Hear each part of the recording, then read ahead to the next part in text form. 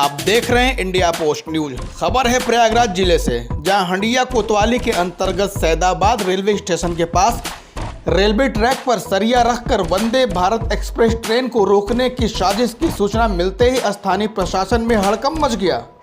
मौके पर क्षेत्राधिकारी हंडिया माजिद अबरार, कोतवाल वीरेंद्र सिंह यादव, सैदाबाद चौकी इंचार्ज सहित कई थानों की फोर्स पहुंची, जिसमें आसपास के लोग भी भारी फोर्स देखकर परेशान हो गए। बुधवार को स्थानीय पुलिस को सूचना मिली कि प्रयागराज से वाराणसी की ओर जा रही वंदे भारत ट्रेन को रोकने की कोशिश ट्रैक पर सरिया रखकर रची जा रही है।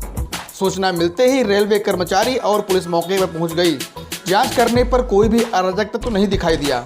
वहीं निरीक्षण के दौरान पाया गया कि पास में ही रेलवे के कर्मचारी काम कर रहे हैं। गलती से उनके द्वारा ही